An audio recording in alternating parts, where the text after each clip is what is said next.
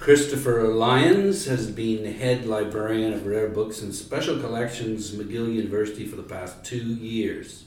He joined the McGill Library in 2004 as liaison librarian in the Osler Library of the History of Medicine, where he was subsequently appointed head librarian. Chris has presented and published in the fields of librarianship and library history. His professional activities include serving as president of the Archives and Librarians in the History of the Health Sciences. In 2015, he was granted the title of Osler Librarian by the library's Board of Curators in recognition of his professional and scholarly attainments. He was also elected to the Grolier Club of New York that same year. Christopher Lyons, welcome to the Bibliophile. Thank you very much, Nigel. It's great to be here, and I think, when listening to everything you said, I think the title Book Nerd that we spoke of before would probably summarize my life and interests and passions far more than any of that would. So maybe we couldn't say, I present to you Chris Lyons, Book Nerd, but that's what you're getting. Well, that's why you're on the show. Thank you. I'm amongst friends. I know this. We are here to talk about Sir William Osler. You wrote an article in the Bibliographical Society of Canada's. Is this a quarterly papers? Papers of the? It's published twice yearly. Okay. Mm-hmm. Yeah. And this was the fall of 2015. The title of the article is "The Touch Divine of Noble Natures Gone. Sir William Osler as a book collector." So what does that little quote mean? The quote comes from something Sir William wrote. It refers to what he saw as the reason for collecting books. And it really summarized for me very nicely the rationale or the motivation behind a particular collector who had a very particular idea of what he wanted to do. So I think I need to say a little bit about who Sir William Osler is. Before we get to the crux of it. Yes, indeed. Well, he was born in the Ontario outback. Indeed. The bush. That's and right. He became known as the father, by some of us anyway, the father of modern medicine. So how did he get there? Well, that's what's so exciting about this story, because I think it sums up, for me anyway, a certain type of Canadian. I'll say it in this way. And if we're going to congratulate ourselves in our personalities, in that someone can be so incredibly accomplished, yet so incredibly humble at the same time. And I'm thinking, because Jean Vanier died recently, and I think there's someone else who is a visible saint. And, as Canadians, if you don't, strap on a pair of skates, you tend to get forgotten fairly quickly, with some exceptions. We don't tend to celebrate our heroes. And I would argue strenuously that Sir William Osler is one of the heroes of Canada. So, young family in the outback of Ontario, Bond Head, north of Toronto. The Osler family came from England, and his father was a minister, an Anglican minister, who came to the colonies to, administer to the recent settlers. And he and his wife had a number of children, and several of whom were very accomplished. Sir William's born July 12th, 1849. Now, July 12th, and the name William should be ringing some bells for some of us, because that's King Billy Day, Sir King William of Orange's Orange Day celebration. Now, you'd think his father may have been an orange man for having a son named William, but it wasn't his choice. The Orange Lodge, which was a powerful fraternal organization at the time, celebrated quite vigorously Orange Day. And when they had heard that the local minister had fathered a son, they, of course, went over to congratulate him and said, "Well, you are going to name this child William, aren't you? Because he's born on this day." And I guess his father was many things, stupid not being one of them, figured you're not going to argue with a bunch of drunken guys with a propensity to violence. So he said, yes, of course. It's exactly what I was going to do. So Sir William, no, he wasn't born as Sir William. William Osler was born in 1849, went to medical school first in Toronto. So did he get there by scholarship or by the father pay the bill? It's a very good question. He, I believe, was able to study medicine in part because of support from people around him. Because I think there was a realization that he was quite a capable person, and his father was well connected, and not in a sort of underhanded way, just I think admired. And Sir William had gone initially to Trinity School now in Port Hope, and boarded there and had close relationships with some of his professors, and then subsequently through, again, another relationship. In Sir William's life, there are a lot of significant relationships he's had with people who, now we'd call mentors. So as a young man from a learned but not wealthy background, and not a privileged background by any sense of the imagination, was given opportunities, I think in part because of his own character and in part maybe because of the nature of society at that time, to, at least in an informal sense, to recognize people's abilities. His parents must have been pretty good parents, though, you think? They're very well regarded. Very well regarded by their children. His mother lived to be 100 years old and became a bit of a matriarch of the family. And I think it was a very warm family because certainly Sir William himself was wonderful with children, was just one of these guys who, even at the height of his fame, when he was a world-renowned physician and an inspiration, and as some people say, the father of modern medicine, the father of bedside medicine, there's all these accolades. So a superstar in today's parlance. Yet here he is. He would get down on his hands and knees and play with kids and be the silliest one in the room. At one point, when he was a Regius Professor at Oxford, there was two little boys who lived next door, and the three of them would get up to all kinds of trouble. So here's a man in his 60s, Regius Professor of Medicine, and two toddlers, and the three of them would just go out on a tear. And at one point, I think I get this story right, some noble, very distinguished person was visiting them, and was out in the house in Oxford had a veranda, a stone veranda, and I think the three of them went up to the second floor and got some water balloons and started tossing them down on this person. So the biggest kid of all was probably Sir William. So he was this warm, wonderful person. And he, to finish his medical degree, of course, as a McGill person, I always like to say this, obviously when he showed promise in medicine, they said, why waste your time here in Toronto? You should be at McGill. And then, so he went and finished his medical education here. His dad, just to wind back a bit, his dad had a 1,500 volume library. Yes. So that probably didn't hurt. No, indeed. And that's an important consideration in Osler's formation, was that he was exposed to books. Now, being a country parson, as his father was, it was not uncommon for them to be better educated than other people in their milieu, but then also to have books and also to be curious. Like a lot of clergymen in the countryside were often amateur naturalists and would study, and his father was no different, was very interested in natural history. And so he would have grown up in an environment that would have predisposed him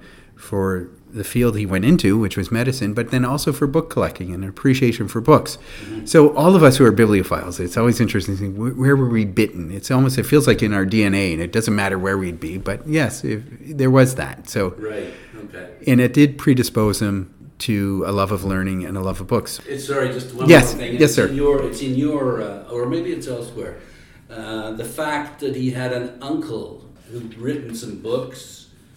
Uncle Edward, who was a surgeon, he wrote articles, poetry, and had some books published. Okay. I just thought, in addition to the library at home, mm-hmm. he had an uncle who was... Well, the thing he writes about in terms of influences were Father Johnson and when he goes to Toronto, this guy, Boswell, I'm blanking on his first name. I want to say John, but that might not be it. Okay.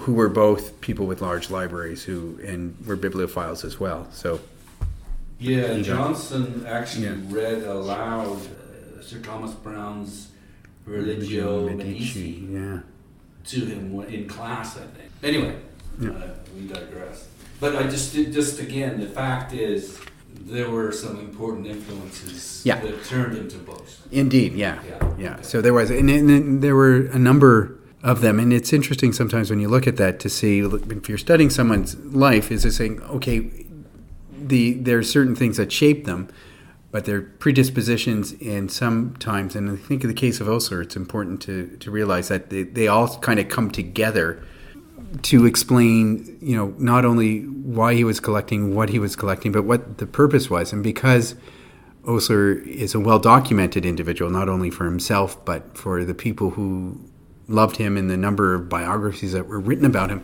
we can get a better understanding of, okay, what did books mean for him? And I think this is where his thinking is Canadian. So he goes on, he teaches at McGill for 10 years. He goes to University of Pennsylvania to work and to teach in their medical school. Great school, right? Yeah. It's like an important it is one of the important ones. It had been the preeminent faculty of medicine for much of the 19th century, but had sort of slipped, and bringing Osler in was like any hockey team, where you've got your stars, but they're getting old and long in the tooth, like the 67 Toronto Maple Leafs, and then so you got to bring in some new blood, and Osler was some of that new blood. He was an up-and-coming individual who had written a number of articles, and some of them quite important, and also was making a name for himself as a medical teacher as well. And he's there for 5 years, and then he gets recruited to be one of the founders of the Johns Hopkins Medical School and Hospital. And this is extremely important, and this is where Osler moves from the level of talented newcomer to established, maybe, top of his game individual, in that he is one of 4 people recruited to go to Hopkins because Hopkins wanted to have the best medical school and teaching hospital in the United States, which was a bold statement for a place that was in a backwater, Baltimore, in that time, in the late 1880s, early 1890s. So he is one of 4 people who were recruited to really give the school a top-notch start. And the school itself was and is amazing in the level of medical education.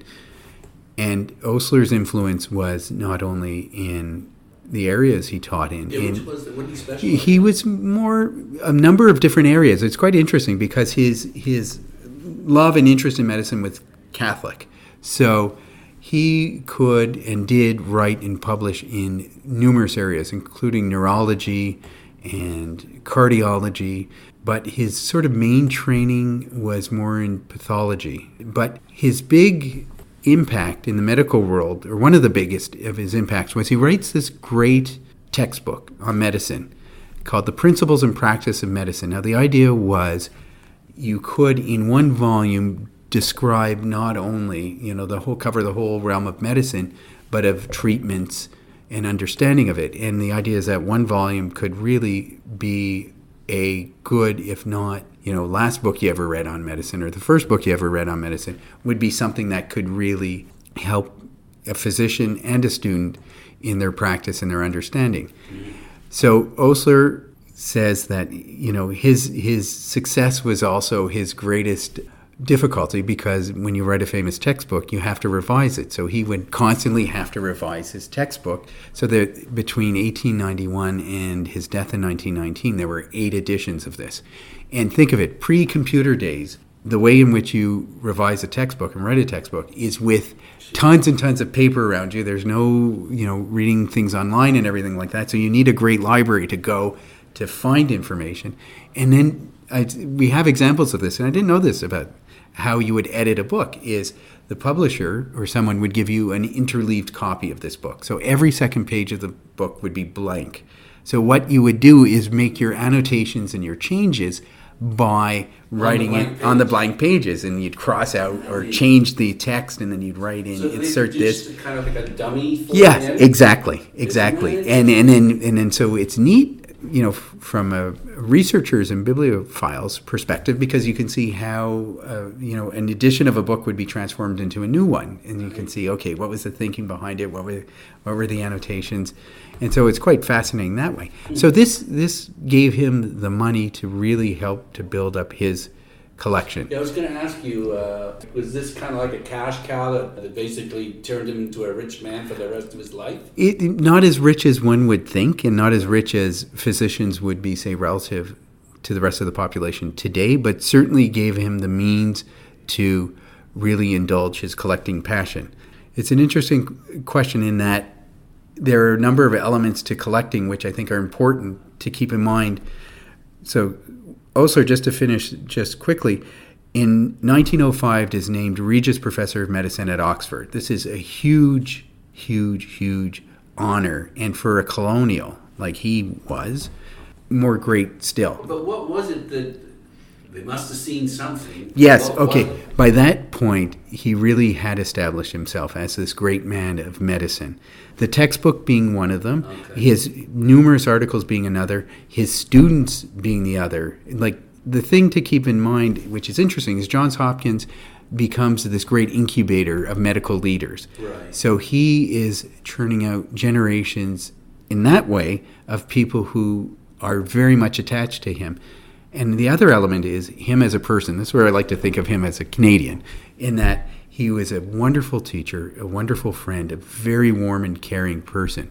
And his whole approach to medicine was that there's very much a respect for the patient. So this becomes very modern. And today people are rediscovering Osler for this reason, is that he believed that a lot of healing takes place in the relationship between the physician and the patient. That's so true. 'Cause just so long as you know someone cares for you, that makes all the difference. Yeah. And yet, I mean, maybe it's more common now, but still, these specialists coming in, a lot of them are assholes. They don't, or let's put it more kindly. No, but sometimes yes. They don't have the greatest human interaction skills. Yeah.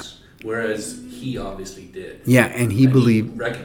He recognized it, and he taught it. And he taught the idea of compassion and respect for patients. And at a time when medicine could be much more barbarous, to be blunt, than it is today, and where there was not necessarily the same appreciation for the psychosomatic side or the emotional side of medicine. So for him, treating the patient with respect, or as a human being with an illness as opposed to an illness attached to a human being, meaning, and going back to your point about specialists, meaning they're not just a heart case, they're an individual with a family and with a background and with a life who has a sickness. And that meant being honest with them and treating them well, telling them what to expect, and that provides a great deal of comfort. And he was also like that with his colleagues. He was also like that with his students. One of his students wrote in an anniversary volume of his life that he said every student felt like they were his special friend. Like the way he treated them and his kindness and his warmth made everyone think like, oh my gosh, I must be a really wonderful person for this great man to be so enthusiastic for my company. But then he realized he's like that with everyone. Yeah. Even to the point where, and we're going back to the books, that he collected historical medical books fairly early in his career. And when he was at Hopkins, he would have students over at his house on a Saturday night. And he always said, students are always starving, so you always you should feed them. Yeah. So he said he'd feed them, they'd have a great dinner. And he said after dinner, over beer and baccy, as he said. So after beer and tobacco, you'd sit around and he'd take his books out and he would pass them around and he would talk about, the authors and these people in medicine and historically important in medicine. Mm-hmm. And so what he was doing was essentially initiating the students, like he would everyone around him, into not just the medical profession, but the aura of medicine and the as he says, the touch divine of noble nature's gone. The idea of communing with people from the past who had a huge impact on the development of medicine. So part of his I was going to say bibliotherapy, and it might even be considered bibliotherapy. Yeah. Part of his idea behind medicine was, he said, well, with understanding the history of medicine, that's important because it gives you a context, it gives you a perspective. That means you understand, say, disease much better if you understand the history of our understanding of the disease than if you just start with point A. So he said to everyone, like if you're a technician, that's all you need to know. But if you understand more, you can think broader and deeper. And well, it was also, it's interesting, this idea of empathy and how valuable it is to the profession. Mm-hmm. And now that I've insulted the profession, it's clear that... you can edit it out, Nigel. But he really did think that there were a lot of, maybe more than the norm, really noble people in the profession. Yeah, that was one part of what fueled his passion for the past, was the fact that he thought, within medicine, mind you, his perspective, he would be the first to not feel like full of himself, but he felt that there were a number of people to respect and to be inspired from the past of medicine. So he had his heroes. And for him, it was important to recognize them and to promote them. So for him, medical history and book collecting were important because books were the vehicle to get an understanding of the past. So there was a love of the item itself, and he was like all of us who are book collectors. You get excited over bindings, you get excited over paper, you get excited over all those physical aspects of the book, you get excited over the age and who owned them and everything like that. There was also, they are conveners, or they convey the past to the present and the future. So having them around was really important. But it's almost like in times, I get the feeling there was almost like a quasi-mystical thing about it. It's like having them around meant you had the physical item somehow seemed to bear something of the individuals of the past themselves. So he thought having the book was part of that connection you would get with the past. So his collecting was informed by a desire to put together, in essence, like a shrine to medicine. And the books themselves are like the relics of the saints. And you go there for uplift, for nourishment, for inspiration. Yeah. And in putting that collecting together, it makes you sort of similar to like a priest. And so he, in a talk he gave once, described collectors of the people who are the leaven of the whole lump. So they're the ones who help raise the collective profession through their collecting of books. But it's not... What does that mean? Okay, so the idea in this case is you could be a collector, and we know of these, and we sometimes joke about these, are the people who are more like hoarders. So you collect books because you love them, or you collect them as an investment, and you put them in safety deposit boxes. You don't even look at them, you don't care about them, you're collecting high spots, you have no interest in them. And it's all just about you, either you in the financial gain you'll make, or you in the fact that you have something and someone else doesn't, and bragging rights, yes.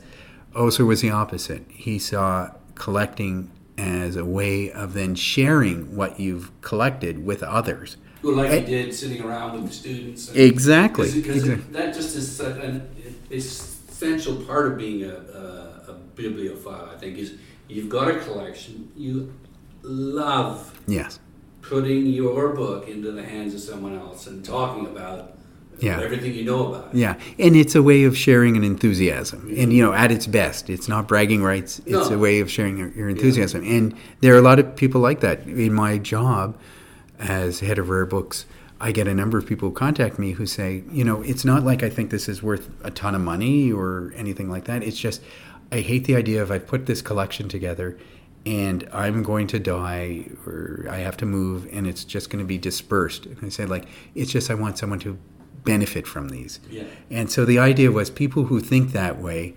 are acting to raise up everyone else around them who get exposed to these books as a result. Yeah. So it raises us all together. It's like the tide that raises all boats together. Again, the definition of the raising is it's what? It's making them better people, better doctors? Better doctors, and I would argue better people, yes. Okay. So the idea is you have the collection. It has very important ramifications for what he ends up doing. So you put together a collection like he did of people. You say, this is the important moments in medical history. These are the important people in medical history. Or this is the important literature either written by docs or about docs written by other people. And you make that accessible. And through that, the people who read it, understand medicine better and who are inspired by, the greats that went before them. You have these role models. He had role models as a young man and as a boy who inspired him. He, in turn, did that for others. So for so many others, through his being, but then also through his collection, which is where you have the understanding of, like, the noble calling of doing this. You say that he wrote about 100 biographical sketches. Some of the most inspiring books I've ever read are biography. Sure.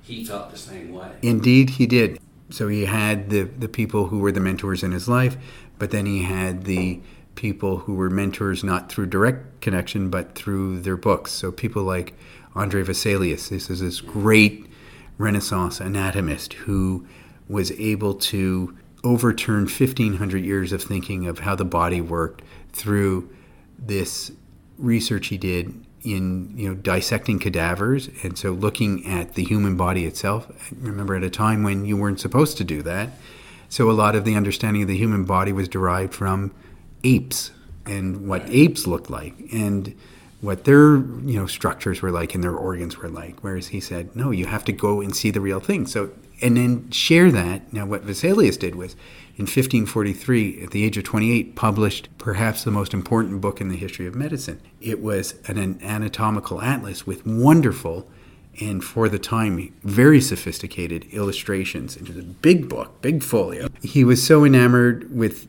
Vesalius as a person and with that book as a real monument of not only great publishing and illustration, but just great thought and original thought, all the things one would really respect in a medical researcher. He would always buy a copy when he found it. He says, it's far too good a book to ever sit on a bookshelf. So he gave away 6 copies of this book when he died. By the time he died, he had given away 6 copies. These are important, expensive books. Here's the funny thing is they were expensive relative to other books at the time, but in absolute terms, when Osler was collecting, things were so much cheaper in absolute terms. So now, I'll give you an example where I've done a bit of research. He bought a copy of Copernicus's book on the solar system, 1543 as well, same year as Vesalius's book on anatomy. And he bought it for either 13 or 17 pounds at a Cambridge bookshop in the early 20th century. And he said it was a very, very, very hard book to find. He said he had missed out another copy that was sold at auction. This was the only other time he had seen it for sale at all, and he bought it. Mm-hmm. And he bought it in today's dollars, the equivalent of about $3,000 or $4,000. So if you were to spend as much as he did today for that, it was about that much money, a few $1,000s. The reality is, because of the way the book market has gone, particularly high spots in book collecting, it usually retails for about $2 to $2.5 million US. So if that was the case, Osler would not be buying any copies of that. Now, the Vesalius now goes from about $400,000 to $500,000. So again, if they cost that much in Osler's time, he wouldn't be picking them up. So these were just far more affordable and findable then. And so he would give copies every time he found one. He would buy it and give it to either an institution or a friend. There's a funny story of him coming to McGill with a copy under his arm. He writes about this in the bibliography of his collection. He felt very proud of himself because he's going to do this great gesture for his alma mater. And he goes to the medical library and presents this copy and says, this is for you. And they look quizzically and then show him a display case in the library already with his name on it and a copy of the Visalia. So he said he'd already given a copy to McGill and forgot he did. So there he goes. So he goes, okay, so next he writes, having realized his blunder, he offered it to a library in Boston, only to be told the same thing. He'd already given them a copy.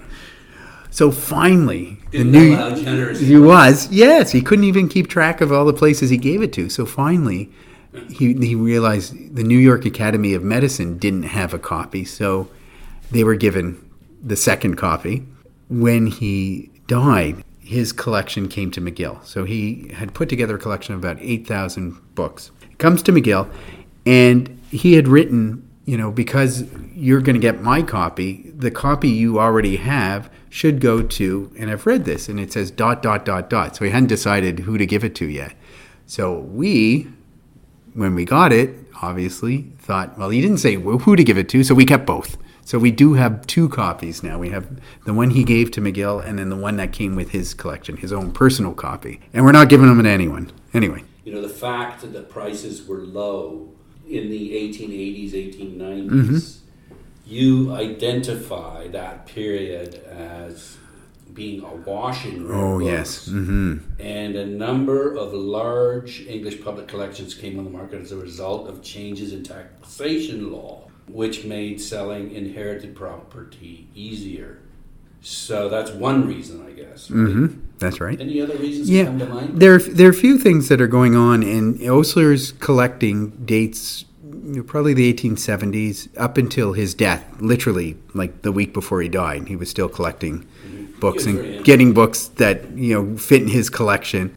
In particular, not only the breakup of estates or selling of estate property, as you mentioned, the First World War had a devastating effect on a number of houses and collections. So those went up for sale as well, because a lot of the major and minor collections that were held in private hands in estates where it was inherited, if the son who was supposed to inherit everything died, as many did, then the collections and everything else would be broken up and sold off. Or just if people didn't have the money with introduction of things like taxation.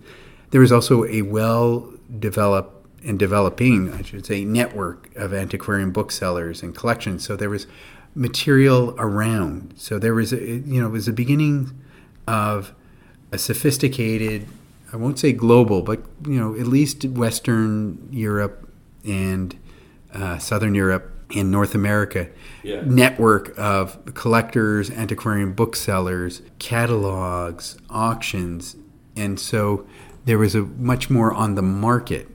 So maybe, although I wouldn't go too far in this analogy, but if you think when ABE Books starts doing online book selling, there weren't that many dealers on. So it was kind of a bit of a golden age for people back then, because you could list something, all of a sudden you had limitless number of people who would see that you've got that for sale, and then you could sell them more because all of a sudden your clientele went. There weren't so many copies up there. Yeah, right? Then when more and more people got into the game, it became way more difficult to sell the books. Yeah, and the prices dropped because they said all of a sudden there was a glut.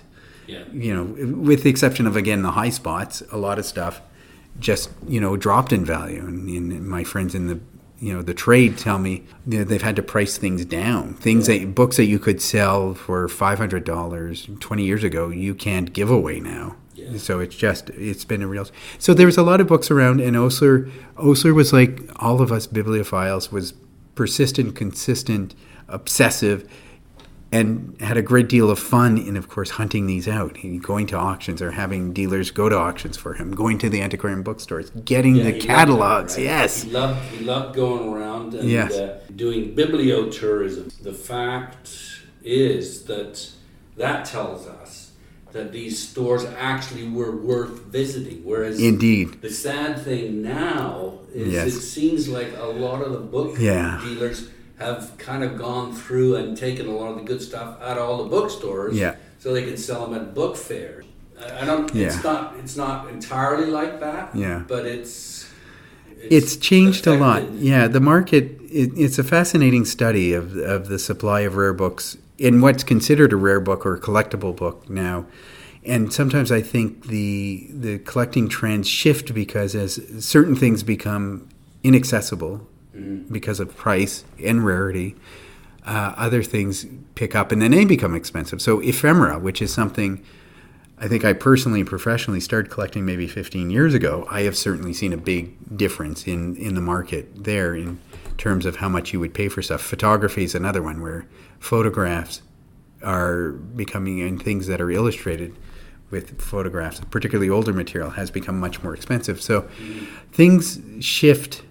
One of the problems is, I think, is us, is as librarians, is as the rare book libraries have grown in number and in their collections, what's happened is fewer and fewer things then are on the market, because when we buy things, we tend not to release them. So if Osler, not Osler necessarily, because he gave his collection to the library, but other people, if they collected material, say they got a better copy, they'd sell the worst copy, the previous copy, or they'd sell their whole collection at some point, and then it meant that stuff came back on the market, so you could get it. So the supply was still not bad, whereas now there are fewer and fewer of them. So the ones that do come out on the market are now that much more expensive because they're much, much rarer.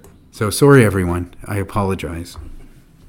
He had an inscribed volume by Voltaire's La Henriade. Yes, that's pretty nice. That was a gift to him from his friends in Baltimore when he left Johns Hopkins to go to Oxford in 1905. They decided that they were going to give him something special, and so they chipped in and bought an inscribed Voltaire Henriade, and it's inscribed by Voltaire to his doctor. Voltaire himself was a medical doctor. That's why Osler collected him. Yeah. But it's over and above that is the fact that it's inscribed by his doctor. It's also beautifully bound. So if anyone wants to come and have a look at it, they're welcome to come to McGill and look at the Osler Library collection. Earlier we talked about the power of the great minds of the past to teach, inspire, and ennoble. But Osler made sure that his library would be accessible. Yes. I mean, that's so in keeping with his character. So his idea, and that has two elements to it, the accessibility for, the early 20th century. So when he was putting together his collection, by about 1910 or so, he decided it was going to go to McGill because he was grateful to McGill for giving him his start, and he felt that they invested or took a risk in this unknown kid, and so he wanted to pay back, in part too because he felt very much as a Canadian, Canada didn't have great collections like this. He felt this is what he could do for his country as well. There was a growing sense of nationalism, but he was certainly a good exponent of it. So he decided it was going to come to McGill, and it did. And in his instructions, he wanted the library to be open not only to specialists or scholars, but he wanted it to be open to medical students and even non-McGill medical students. So the idea was, in practitioners, everyone should benefit. And he even said, in particular, in the terminology of the time, I want my French-Canadian brethren to have access to this, because there's a lot that he found they would find interesting. Yeah, because I mentioned Voltaire. Yes. But there's also a rich collection of there is a rich collection of French literature in there. Yeah, Rabelais in particular, a spectacular collection, again because of the medical collection, but then also a lot of French medicine, because of course France was no sluggard when it came to producing, interesting medical, research and breakthroughs. And again, it speaks to his expansiveness of character because, again, going back to the idea,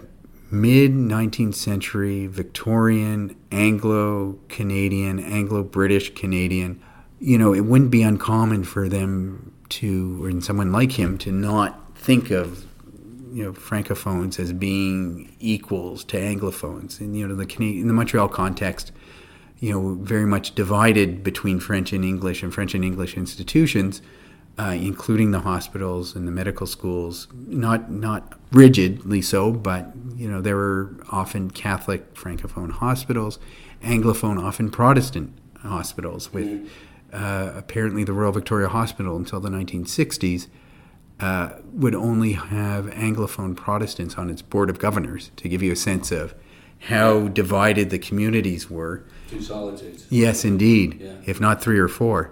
And yet here's Osler saying, this is what unites us is more important. Even to the point is when he was knighted in 1911 and he designed his coat of arms, he has beaver and he has a fleur-de-lis. So Beaver or maple leaf? There's a beaver, and in the beaver's paw is a fleur-de-lis.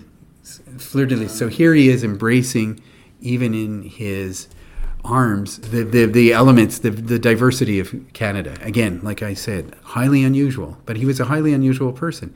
Well, he also, and this exemplifies, as you say, belief that medicine was a unifying field. Indeed. And again, to serve a common humanity. The other element about his library, which was interesting, is he established a library and left provisions for, its upkeep, but he realized that that's limited. Only so many people can go and physically visit a library, especially one in the great north, far away Montreal, Canada. So in addition to that, he put extreme importance on the idea of a bibliography of his collection, because that would be how people who weren't in Montreal, who couldn't come visit it, could still benefit from at least what he thought were the books they should be familiar with, even if they didn't have all of them there or didn't have the first editions or anything like that. It was called the Bibliotheca Osleriana, and it's divided into several sections. His first section was the one he cared most about, the Prima. 66 men and only 1 woman. Yes. And I always like to ask people if they can guess who the woman is. And these are the people he thought had the greatest impact on the development of medicine. So people usually are a bit stumped, or they'll say Marie Curie, which is understandable, but not. It's Florence Nightingale, who really modernized nursing. And she was empathetic. Yes, she was a very fascinating character in many, many ways. And her style of teaching medicine, and not medicine, but nursing, and the models she set up a nursing school in London. When the Montreal General Hospital decided they needed trained nurses, they sent out for trained nurses from the Nightingale School in London to come to Montreal to set up a training school for nurses. Nursing, until fairly recently, was a hospital-based profession. You learned it by going to a school affiliated with a hospital. My aunt did. She learned how to be a nurse at the Vancouver General Hospital. That's what she did for a couple of years. What was fun is, in our collection, I was poking around. I love poking around our collection. You just pull stuff off the shelves. You see what you've got. It's a load of fun. So I pulled off one book, and I noticed it was a surgeon's vademecum. So to bring with me anywhere. So ready reference book. But inside was an inscription, and it was to a nurse saying, good luck for establishing nursing in Montreal. And it was from Florence Nightingale and signed by her. Nice. Yes, and it was a gift to one of the students who was going out to teach in the mid-1870s. I think it was 1870s. You knew you had that in advance, or did you just... I think I'd read about it somewhere, but I didn't know what it was or where it was. Right. And I just came across it, and I said, what a wonderful collection when you could just... Yeah. Find such cool things when you pull stuff off the shelves. Part 1 then of the bibliography, which is again very much a sort of a biography and bibliography, is made up of as you've said here, men who made the original contributions. So this focused on the cardinal importance of individuals in the history of medicine. Yeah. Okay.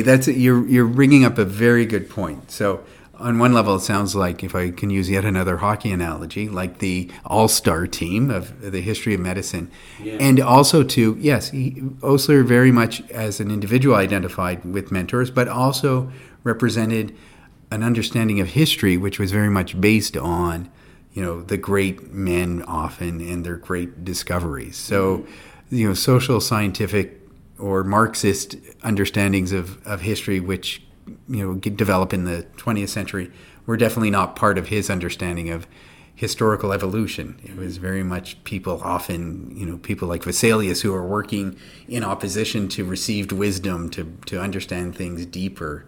Yeah. It was how Osler, many other people did and still continue to see history for that matter. And it's also, as you said, biographies, I think, are in biographical approach to things, gives you something tangible. It's, social forces can be a very opaque, oblique way of understanding how things operate. So you can relate to it, can't you? Exactly, yeah. Exactly. There were only 750 copies of the Bibliotheca Osleriana, printed by Oxford University's That's right. Clarendon Press. But he died really just trying to put these biographies writing them up, right? Yeah, that's right. And his nephew took over. And the story is quite an interesting one, a funny one in some ways. So Osler had huge plans, like many of us, far too many huge plans and far too many hours in the day, and despite all that he accomplished. So he did know what he wanted to do and how he wanted the bibliography to work, and he wanted to do a number of biobibliographies of individuals like Harvey and Vesalius. It didn't really work out that way, but he said, I do want someone to do the bibliography, and ideally they'll do it before the books come to Montreal. That's how important he thought doing this right was. Mm-hmm. And he recommended, it was the son of one of his cousins, a man named Dr. William Willoughby Francis, to take over. So Dr. Francis, who had been, I guess, abandoned by his father as a child. So when Osler was in Montreal, became a surrogate dad to him and his brothers and sisters. And again, this wonderful person who was warm and charming and would send them letters and bring them gifts and all of that. When Osler was at Johns Hopkins, Dr. Francis lived with them and then went to school there. And then he worked at McGill. And then after the war and after Osler's death, took over this project, which was to do a bibliography. Now, do a bibliography sounds, on one level, kind of easy. You just write up what's the title and everything like that. Dr. Francis very much felt the hand of Osler in this has to be right. The point of this is not just a list of books. The point is this is a monument to medical history, and it's got to carry all of that. So Francis was a perfectionist. He was very careful with what he did. It took 10 years to write the bibliography. And the sad/funny thing was, Dr. Francis moved into Osler's house. Now, 13 Norham Gardens, the house in Oxford, was quite large. It had all the books in it. At that point, the only other inhabitant of the house was Dr. Osler's wife, widow at this point, Grace Revere Osler. Dr. Francis moves in with his wife and his infant child. Now, Grace Osler was sympathetic, but she increasingly felt like Dr. Francis was dragging the job along because he was living off of her. So she got increasingly frustrated with him. And there are these letters that she writes to a mutual friend of theirs saying, he's just dragging this out to, so he can freeload. He's not working hard enough. And she, more than one person has said, I don't think she appreciated just how complicated the work was and how difficult the work was, but then also to how much pressure Dr. Francis felt to do this well, because his hero and the hero of so many other people said this is critical. And the sad thing is she died in 1928. So she died before the bibliography was finished and before the library was open. So the books get shipped over to McGill from Oxford late 1928.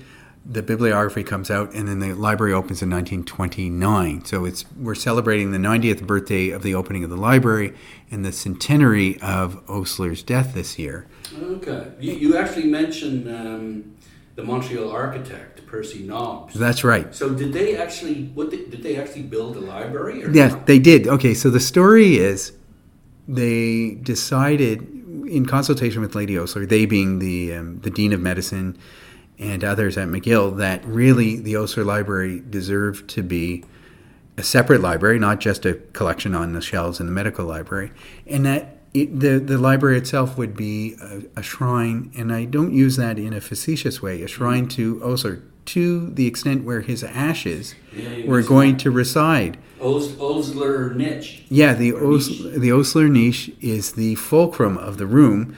Now, this was built in the Faculty of Medicine's building at the time, the Strathcona Medical Building. And it's a beautiful, beautiful building. It's still here. It was opened 20 years before the library. And it's got these beautiful marble halls. And the library itself was up a couple of steps. And you walk in, and so when the doors are open, beautiful oak doors, oak-paneled library, glass doors, just stunning. But when you'd come up the stairs, your vision would go to the far end of the room where there was a plaque of Osler's with his profile. And beneath that, recessed into the wall, were his ashes. And his wife. And his wife. Yeah. So she died, although they hadn't been designed for that. And when he died in 1959, Dr. Francis's ashes were added. So the irony is, Lady Osler couldn't get rid of him when he was alive. He's still mooching on her. And he's still stuck with her for eternity at this point.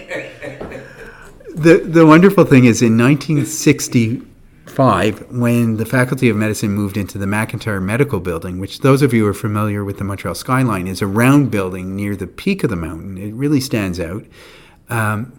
They felt so strongly about the importance of the library that they dismantled it and they reconstructed it completely as was in the new building. That's how strongly they felt about having Osler in their midst. So he had to come with them. Moved his ashes. Moved the everything about the room, all the bookcases, all the paneling. So where is it now?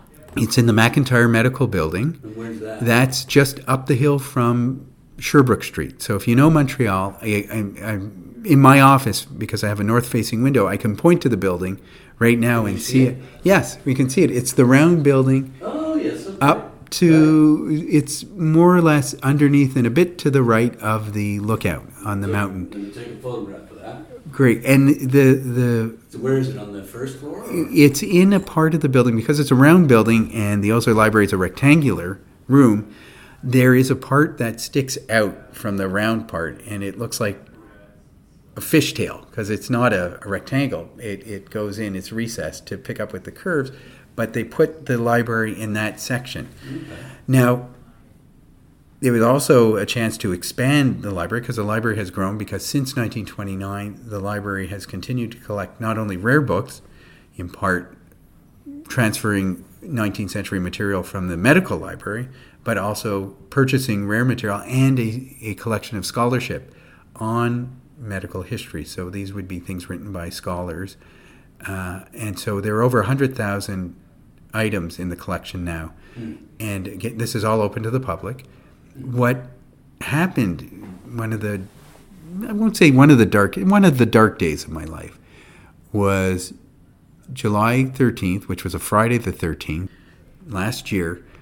I got a call at around 8 o'clock. I was on my way home, and I was told there's a fire at the Osler Library. Now, I've been with Rare Books for a couple of years now, but my successor was attending a conference in England, so I got this call telling me, because you were head of that library. Because I had been head of the time. I'd been with the Osler Library for a dozen years, the last few years. So I went there as quickly as I could, and what had happened was, on the roof of the Osler was a terrace, a wooden terrace, and that had caught fire, probably by accident. But there were flames 20 feet up, shooting up on the roof. And of course, even if there was no fire in the library, the amount of water that was used to put out a fire like that, of course, is always a great risk, because you have books underneath. Thank God the roof had been redone a few years ago, so it didn't collapse. And it didn't leak, except for where the drains were. So there was some water infiltration into the library. Very little of the rare collection was touched. We managed to save it all. At one point, I was walking in the building. This must have been about midnight, because I spent all that night just identifying things and working with emergency crews to remove the stuff that got wet, because that had to be frozen as soon as possible to stop it from mold or deteriorating. So the thing is, if you freeze things fast enough, you stop any deterioration, and then if you deep freeze them, you actually withdraw all the water molecules, and that's a way of restoring them. Then you can thaw them out. Yeah, and then you thaw them out, and then you just put them back on the shelf. They usually show sometimes slight damage, but you can work with that. But that's what I was doing. But at one point, I'm walking in the building, and there's literally a stream of water coming through the ceiling. It's going from the roof, it's coming down, it's hitting a pipe, it's going along a pipe, and then it's dropping from a pipe right into a stairwell. So slightly, had it been 2 feet to the right, it would have been hitting our medieval manuscripts. So thank God, there's a phrase which is being lucky in your bad luck. And that's exactly how I felt. I said, here I am, we're lucky in our bad luck because the water's coming in, but it's not hitting any of the rare material. And we were able to rescue everything. We moved everything out of the library. And within 5 months, we had relocated it temporarily here in Rare Books, the rare material, and in the adjacent library, the circulating collection. And it was all accessible, fixed up and accessible. And now we're restoring the building, the library. Currently, yeah. So they're not there now. They're not there now, but they'll be back there once the building has been fixed up and facilities say it's okay, and we're able to move them at a time when we're not going to disrupt people, like midterm when students are working with the material or anything like that. Okay. So we're incredibly, incredibly lucky and grateful. It's everybody's nightmare, a fire or anything like that. But but thankfully in this case, we had enough good security and good climate control and to ensure that the damage was minimal. And everyone pulled together to rescue the collection, to make the collection accessible, and then to remove it. And it was very heartening. It was heartening to see how everyone pulled together and how, me personally, how emotional it was. When something hits, many people in their life, they'll talk about it. If you're in an accident or something, at the time you're sort of in shock or you're in action mode. You just say, okay, what do I need to do? You do automatically get the adrenaline or whatever. Exactly. And so, like I said, I spent all that night into the next day just pulling stuff out, making sure everything was okay. And it was only when I left and I realized I stunk of smoke, I was coughing, that I said, oh my God, what happened? And then when we were clearing out the library, at one point we were taking measurements because I had to clear out 2 kilometers of shelving here in Rare Books to house the rare collection. And I'd gone with a colleague, and thankfully she had left the room because I was practically in tears. And I just kept saying looking where Osler's ashes were, I just kept saying, I'm so sorry, I'm so sorry, I'm so sorry. But it's got a happy end. I was going to say, yeah, exactly. You didn't have anything to be sorry about. No, I just sorry it happened. It's like seeing something terrible happen to someone you care about a great deal. But yes, it could have been a lot worse. And so this weekend, we're welcoming about 150 people from the American Osler Society who are here. They study medical history, and because of Osler, his impact on medicine in general, but his love of books and medical history in particular, Osler becomes a defining theme of this organization. There are Osler societies in London as well. There are ones in Japan. The people who are coming this weekend for their conference next week. This is May 2019, by the way. Yes. Yeah. They come from the United States, from Canada, from Europe, and from Asia. They don't always come to Montreal every year. No, they move around every year. This year. Okay. This year, because of the centenary of Osler's death, they're coming here. And so they're here to celebrate Osler, and we have an exhibition up for them that my predecessor and my first boss at the Osler has curated, and the honorary Osler librarian has curated another one on Osler's Leonardo da Vinci collection. And so it's a great opportunity to have everyone around together to just enjoy this spectacular collection. And what's nice about McGill and being a public institution is everyone's welcome to come and see the material and work with it for no other reason than you're just curious. It's a wonderful thing, I think, as a bibliophile and as an Oslerian. And Dr. Francis and other predecessors who believed in this has said, it's not here to be hidden, it's here to be shared. And there's nothing greater than to see the amazement in people's eyes when they do something like hold a medieval manuscript for the first time in their hands, or look at something and say, this is what Voltaire signed, or here's one of David Hume's letters, or anything else from our collections. Well, let me finish off with Coleridge, who Osler was a big fan of. And it's from the Ancient Mariner. And I read it somewhere. I'm not sure if it's attached to... is there a grave of his somewhere? Or this is... Basically, it's the niche, right? That's it? That's Osler's grave, yes. Okay, okay. So this... I'm not sure where this appears, or if it appears anywhere, but it goes...